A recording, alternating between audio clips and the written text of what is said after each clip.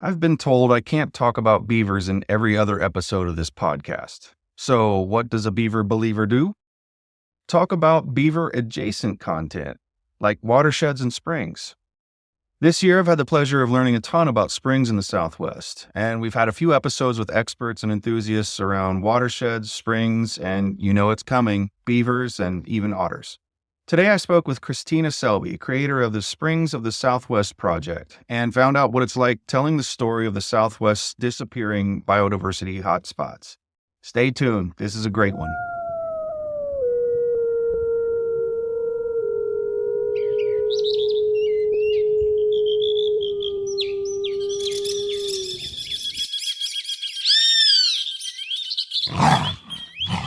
You're listening to the Rewilding Earth podcast.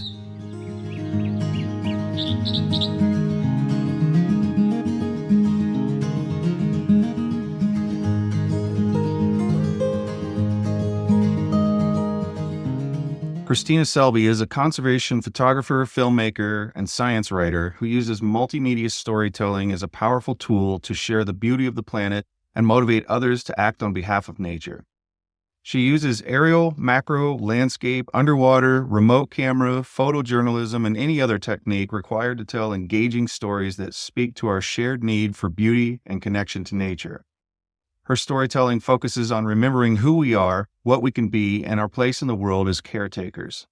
She's the author of The Best Wildflower Hikes of New Mexico Family Outdoor Adventures, and producer and co-director of the feature documentary Saving Beauty, Learning to Live with the Rare Ones Among Us. In 2022, she became an emerging league member of the International League of Conservation Photographers. In 2018, I got involved in this project here in New Mexico at a place called Santa Rosa, where they have these incredible wetlands. And I actually started working on a video project, a film project with our state botanist at the time on this rare plant species, the Pecos sunflower. And it only grows in these alkaline, these salty wetlands that are spring fed. And for a long time, my focus was just on that plant, learning about the plant and plant conservation. Plants and wildflowers in particular are one of my passions. But then there was this ecosystem that they grow in, these springs, and they are all over this place in Santa Rosa. There's about 14 named mapped springs, and then more probably that aren't on the map yet. And they are these places where the water from our Sacramento Mountains east of Santa Rosa, the snow and the rain infiltrates into those mountains, goes underground, travels for thousands of years underwater, and hits this rock formation that's impermeable near Santa Rosa. And so that water comes up to the surface in this area. And that's a typical story of springs, this sort of journey of water that I've been on to learn about springs. And in these places, there are sinkholes. Some people call them cenotes. You hear about cenotes from Mexico, these incredible places that are underground and have these just spotlights of water coming in. Well, these are more open, but it's the same idea.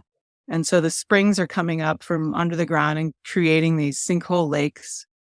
Or in other places, it's just water coming up in a sort of a muddy, wet meadow and creating this like bacterial formation that is really unique. And Larry Stevens believes some of that bacteria is the same as is what's found in sea floor vents on the floor of the ocean. And I just started learning more and more about the incredible biodiversity. There's like a tiny little desert fish species that doesn't even have a name or a scientific description yet that's been found there. There's rumors of a type of sponge, freshwater sponge in the bottom of one of those lakes that might be a totally new species. And so I started getting more interested in ecosystems formed by springs in the desert Southwest. And you come into this area of Santa Rosa, it's surrounded by really dry juniper, Chihuahua, almost just getting right on the edge of the Chihuahuan desert. And there's water and it feels different. And you can feel the moisture in the air and the energy of the place is different. And so that's where my springs journey started. And Larry Stevens and Bob Savinsky, who is one of the state botanists from years ago. He's 30 years, but he's still involved in a lot of this work. They organized a BioBlitz in 2021 to get a bunch of different scientists, a lot of people specializing in tiger beetles and dragonflies and bees and various kinds of insects and lichen. And for a weekend, we all got together. There's about 20 to 25 of us and just counted the species that are found in this area that are unique. And I believe that there were at least 3 sightings of a species of dragonfly that had never before been seen in New Mexico. And there's possibly a new fish species being described and a new spring snail species being described. And so that story of the biodiversity of this place is fairly common across the Southwest. One, they're pretty unknown. And 2, they contribute, each of them, a few species that are found nowhere else on this planet. And so together, all these springs across the Southwest are a major contributor to our biodiversity. And Larry Stevens will tell you somewhere around 10% of species on the endangered species list are dependent on springs for one or more parts of their life cycle. And that's just the ones that we know of so far. And so they're very rich places. And because they are sources of water and they emerge from these dark aquifers underground and spill across this arid desert, they create a lot of life in an otherwise really harsh landscape. And myself as a photographer, as an artist, as a documentarian, I really find the story of springs, there's a lot of richness in looking at our relationship with nature and how springs reflect that across the Southwest. I'm thinking about what this has done for you personally since 2018 as a photographer, as a storyteller, and have you had to learn new things? Are there challenges that you hadn't really experienced before? Yeah, so it's been like a process of digging deeper into my skill set and learning new things. Like you said, I've had to figure out how to photograph underwater with only a couple inches, things that are only a couple centimeters big, in a way that might be attractive to people, that they might want to learn about these small little species living in these incredibly small habitats, a lot of them. And they're also very subtle in their beauty a lot of times. They're not like the grand mountain peaks or the incredible Everglades. You just point your camera in a direction, it pretty much turns out. These have really had to work with composition and lighting and showing up at the right time and coming back over and over to really figure out what's beautiful and what I can tell the story about and what is going to be of interest to people to draw them into this spring story. And it's been a process of several years. I'll probably still be working on this several years from now, but it's also moving me into inspiration to mix other things with my photography that photography quite can't tell. Because a lot of the story happens underground, right? In the aquifers where the water comes from. And Larry Stevens, he's a scientist, but he also is really great at coming up with these metaphors that sort of feed my creativity. Like he talks about the underground water as the groundwater as the black box. We can't see it, right? So how do you photograph something you can't see? And how do you tell the story about it visually? I've been playing with adding oil painting to some of my images to tell the story of the journey of water underground. I've been playing with some audiovisual multimedia sounds of water and having people experience it auditorily. But yeah, I'm definitely on a journey, not only my technical skills, but also these really rich metaphors that help me create and document this story in new ways. I just now noticed you're a two-wheel enthusiast. Yeah, you saw that? I just did. That's when I came out and saw Larry. I was doing the Arizona BDR and the New Mexico BDR sections and on a Royal Enfield Himalayan. I have no idea what that bike is, but it looks pretty fun and cool. And is that something you've always done, or have you found it easier to access, less ecologically damaging? And tell me a little bit about that. That seems really cool. Yeah, that is brand new for me this year. So my family got this little cabin in the woods in the Jemez Mountains. And there's a lot of old forest roads that are open to biking and hunters and things. And my husband grew up dirt biking in like the Western Colorado, and we wanted to try it with our boys. But so our bikes are all electric, which I'm loving because they're super quiet and don't create a lot of disturbance. We don't have to worry about gas and oil as we're traveling through there.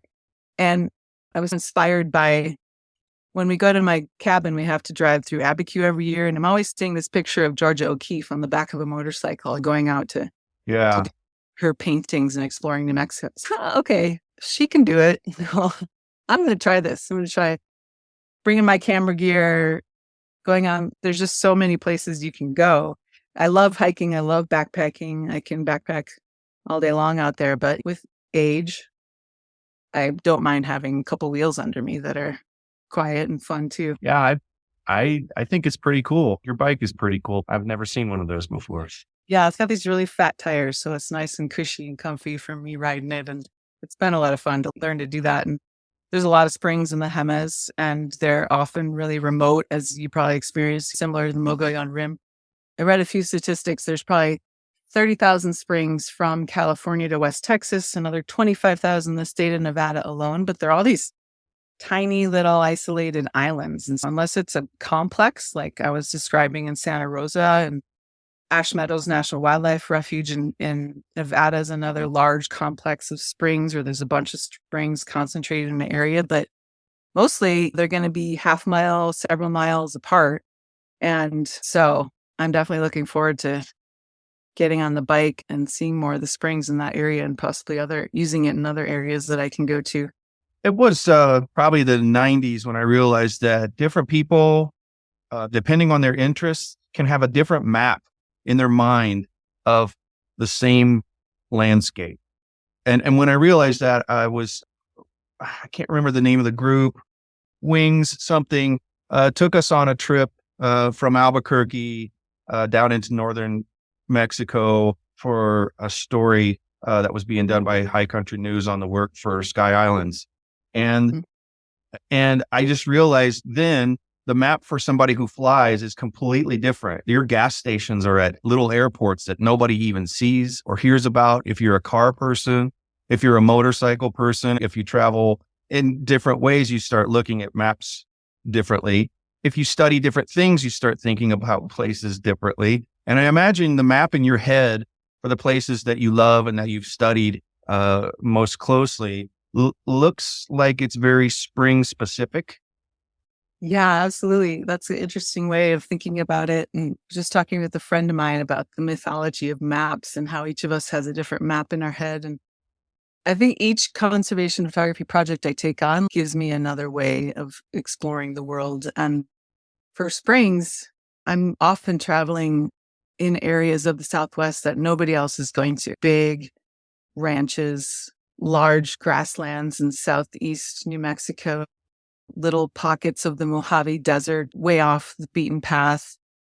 And I'm like looking at Google Earth, or somebody gave me a GPS point, or I'm just like looking at named springs, which are often had been put on the map in the early century and are like miles off the actual spring. And so it's a little bit of a hunt to find these places in the first place, get there and see if there's a story that I can tell looking at them.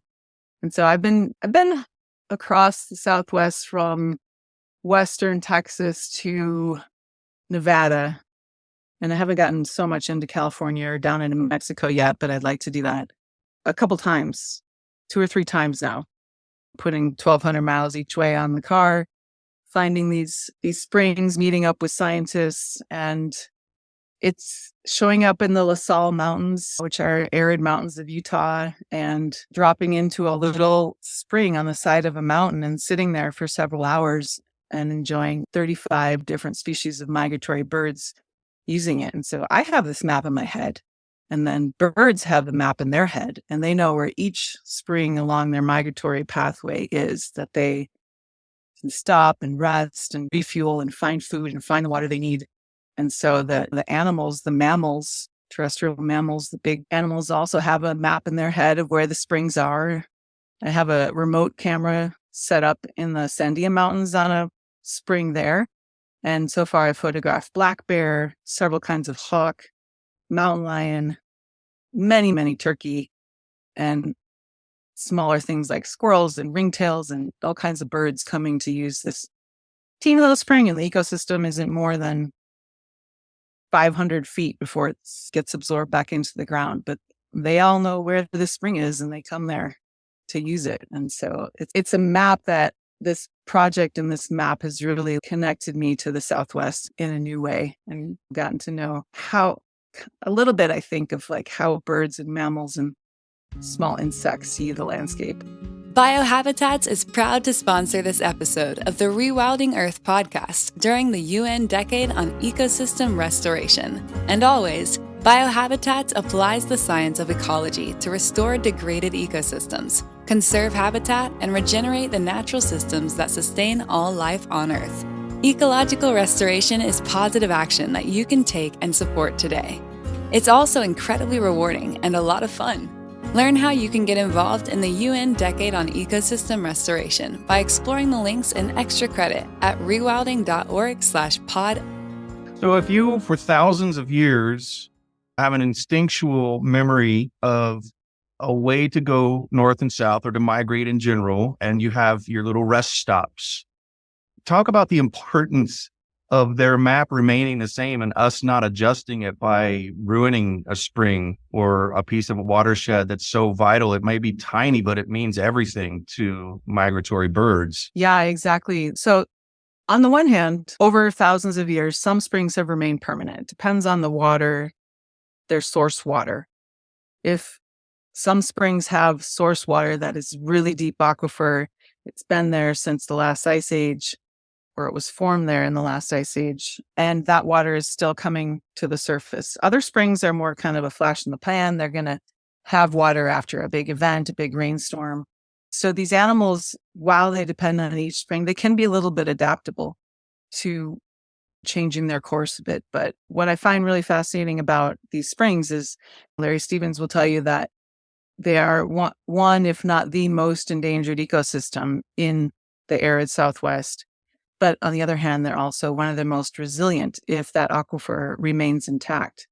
And so there have about 90% of springs in the Southwest, the data is showing, are already damaged or dead, meaning they're not functioning. There's no longer water there, or they've been so altered that they don't function as an ecosystem anymore. But a lot of the restoration that has happened on these individual springs, if that water is there and the water comes back, that vegetation, the seed bank is often still there. The vegetation comes back and those ecosystems revitalize fairly quickly. And there's a lot of low-hanging fruit in terms of keeping these corridors for the migratory path of these birds and for the movements of mammals across the landscape that we can. One of the reasons I like working on this story and is there's a good amount of hope involved in all these tiny little springs. If they just had one person caring for them and protecting their boundaries and making sure the water stays there and they're not being trampled by people or ungulates too much or cattle or whatever it is, that ecosystem can return and those spaces can be there for, as they have been for thousands of years, for the species that need them. Yeah. Dave Foreman always loved to get into discussions about flyways. And we even were stumped in our Heartland program, Iowa and Wisconsin, and all the way down to Louisiana, the Mississippi watershed, basically trying to figure out how a place that's been so radically changed with roads, with buildings, but just huge networks of canals, even the waterways themselves being so radically changed. How are we going to rewild here? How do we even pitch it? Like, how do we conceive of this thing? And the map that became really clear was after Dave said, we have to take to the skies. The only connectivity that we can draw out of this incongruent landscape that's just completely sliced and diced is in the air. And the flyways remain basically the same every year. And so we went and greedily grabbed up a bunch of data on flyway stuff from Audubon and Cornell, and it started to feel a lot better in a kind of weird way because you're looking at such an altered landscape that the only connectivity factor there that really jumps out at you is the water. There's a little buffer around rivers and creeks, usually little one, a tiny one. And everything that has to squeeze through those places, the bobcats and stay out of sight in places that are completely overrun with crops and farms and everything. That was the way to look at it. And I wonder if that's something about how your mind map looks as well. It's because on the ground is the springs and the waterways, and in the air, I see so many of your photographs are of burbs. And Yeah. I feel like you have a connection there, and that you're not starting to, but you look at the world in a different way based on what they have to navigate to live their lives and do the things that they do. Yeah, absolutely. Like I notice the birds who show up in my yard. Like I pay attention to migration season. I pay attention to who's around. I really tell a lot of stories about birds and what their needs are. And it just keeps coming back to water and springs and food, of course. But being a flying creature, moving thousands of miles every year from south to north and north to south, these little dots in the landscape where there's water and open space and most likely food are really important. And it has connected me definitely more to the birds and the experience of birds in such a dry, even just passing through a dry landscape and what the needs are. Yeah. Christina, what do you want your contribution to contribute to the overall places that you love, being also connected to places you don't even know, but you love them because they're there? Yeah. I've always had a connection to nature. We went out into nature a lot. My father took us camping and outside, and I take it sometimes for granted that I have that. And when I realize talking to other people, like a lot of other people just don't have either the opportunity or the life experience to enjoy being in nature or whatever it is. And so that's one thing that I want to share through my work and why I think I'm connected to visual storytelling. And I also do writing, although I'm really focusing more on visuals these days, just to have that experience of gratitude that I have for nature. It's like given me so much in my life, so much health and vitality and rejuvenation and contemplation and experience of something greater than myself. And to try to share that in some small way through visuals that sort of captivate people and have them think, maybe that's something I want to experience as well. So there's that. And then there's also cultivating that love, that relationship, which sort of society is moving away from, like I'm trying to pull my little thread back to it. And then get people to act from that care. I like these stories that are a little bit of the underdog. Like I'm not taking on the Colorado River watershed, which, another friend of mine, Dave Showalter, just did a book on this beautiful work that he's doing on this whole river's watershed. But that kind of thing can also feel overwhelming. And what I like about these stories, they're very local, they're very small, they're something that somebody in their backyard might just have a spring and they can figure out, they can go out there and spend some time with it and work to restore it. And through that, have a relationship again with that place. And there are 60,000 people across the Southwest. If they each took on one spring, we would be in a lot better shape than we're in now in terms of providing. There's millions of people. So that's not asking a whole lot in terms of percentages of people getting involved. And so I want people to be re-enchanted, to care and to take action, like hands-on things that will benefit nature and also benefit themselves through that relationship. Yeah.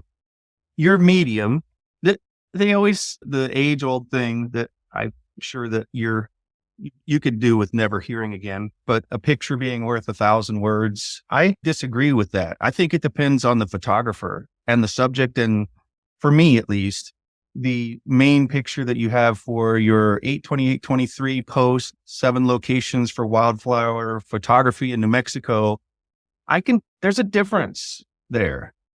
I don't know how to describe it, and maybe you can describe it. Everything is so video centric now on the internet. most of the traffic, most of the eyeballs, everybody knows if you're really going to do a good job of getting a lot of attention, if you can afford to do it, the time and everything else, you have to do video, they tell you.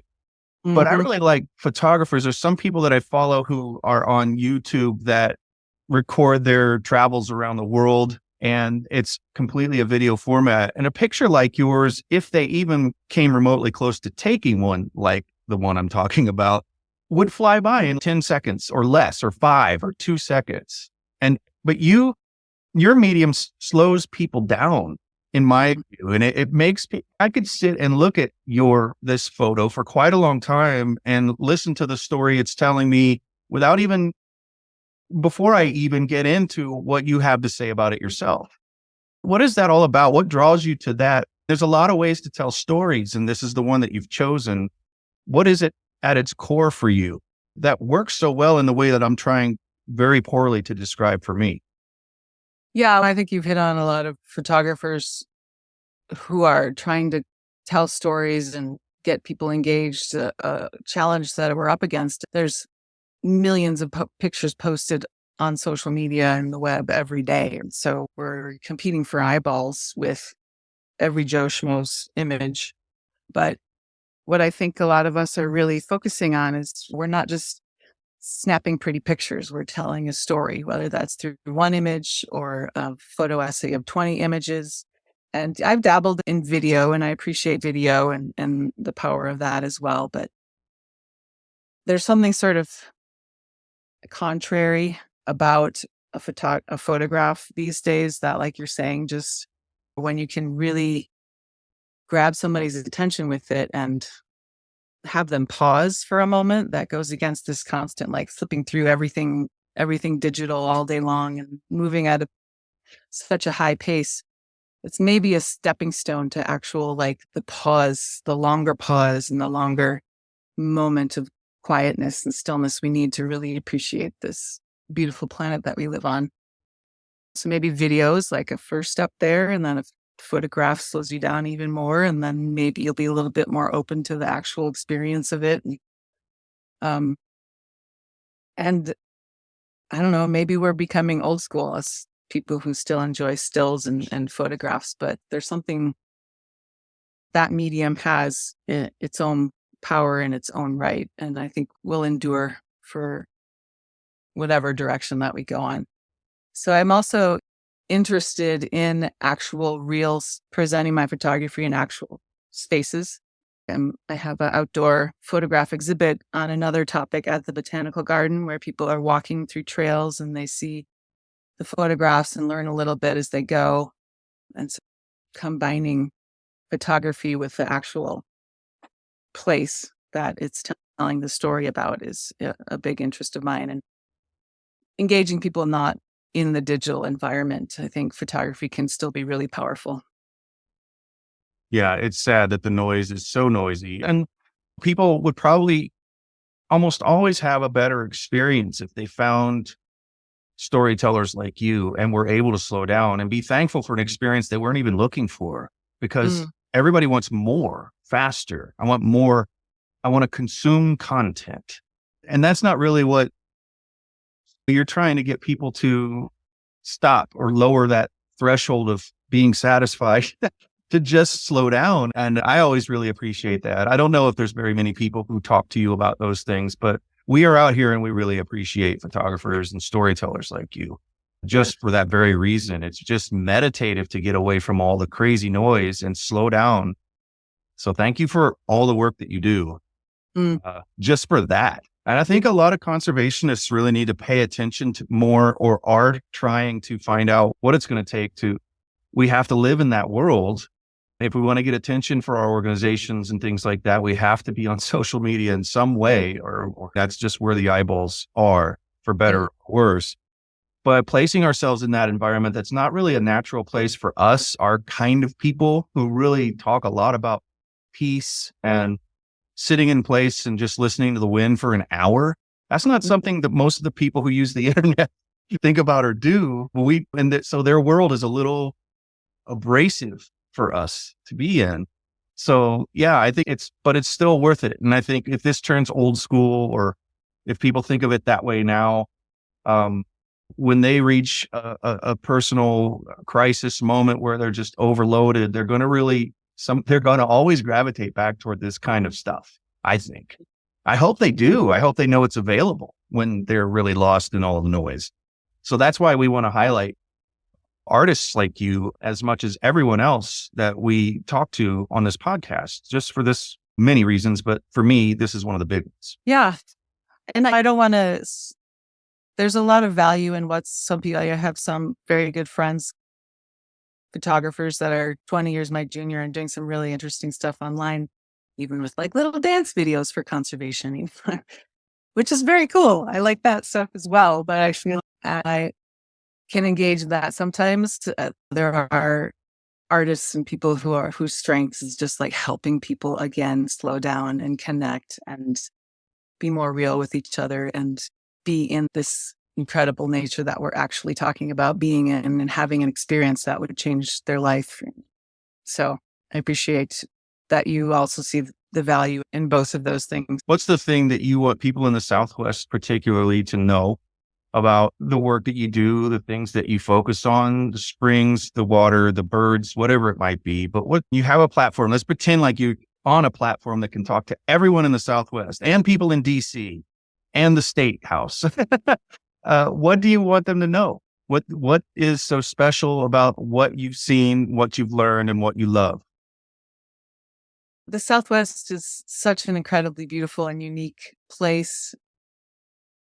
Springs are a metaphor for ourselves and our relationships. They're like these windows into the earth. They're these windows into the health of our groundwater, but they're also, if we're just saying, can slow down and contemplate for a minute, we can see that they're a metaphor for our relationship with nature. And the Southwest is going to have a lot of changes. It's still going to be beautiful. And as things warm up and heat up, water is going to become even more important. And so it's not just the rivers and not just the permanent water sources or the lakes or the reservoirs, but it's these small overlooked ecosystems that we also need to pay attention to and that people can have a big impact on. And they're holding so much of the uniqueness of this area, because without these small little springs, we would have probably fewer birds, fewer mammals, fewer unique species, fewer fish. And they're a key point in the entire Southwest, especially as things get hotter and drier. I think just what I want people to know about the Southwest is that it's deserving of attention. There's a lot of history, a lot of spirituality. A lot of the indigenous people have prayed over these springs for years and continue to pray over them. And that's a big part of why they're still around. And so we can give a bit of our attention to these things and it'll go a long way. What should people read? What's a book that people maybe should pick up to understand more about your part of the world, especially our people listening who don't live in the Southwest, maybe have visited a couple times? That's maybe spring or not specific. Yeah, I think there's a few resources. I've been reading a lot of the heavy science things published by Larry Stevens and the Spring Stewardship Institute.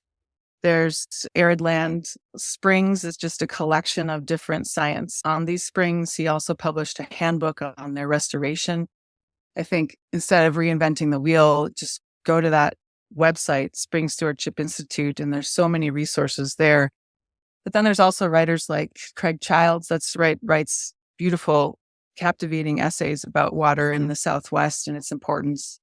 It's a very much like growing field of science. It has a lot to do with hydrogeology, which took me many months to dig into the lingo of that and understand it. And I'm looking for ways of translating that to the general public and sharing it and making it accessible. Thank you.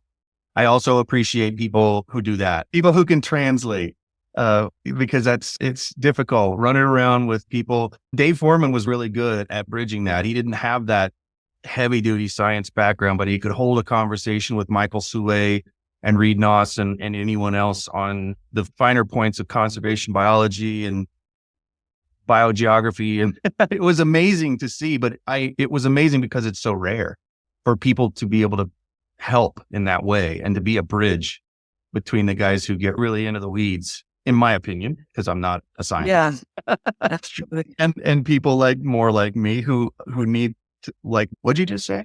Oh my gosh. I have a degree in ecology. And so I have some facility, although it was more than 20 years ago that I was studying it, but I've kept up my skills. But sitting down with a hydrogeologist for the first couple hours is okay.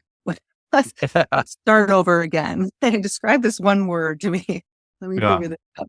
And so I get it why people turn away from science, because it can be so dense and scientists can talk to each other so often.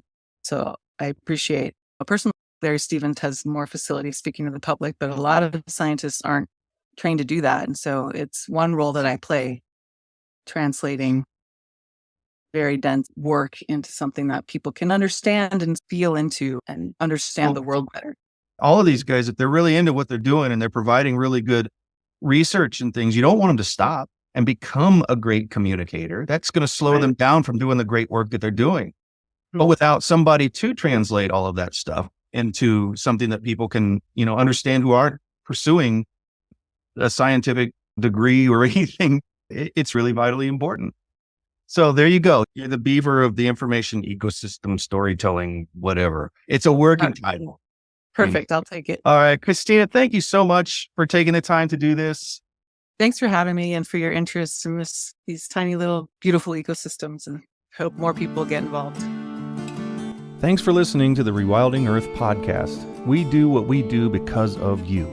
This podcast is supported by listeners like you who long to live in a wilder world. Please consider donating at rewilding.org and subscribe to our weekly news and article digest while you're there. To go the extra mile, you can follow and share Rewilding Earth on Instagram, Facebook, and Twitter. Bonus points for sharing this podcast with your friends. To listen to past episodes, go to rewilding.org/pod. That's rewilding.org/pod.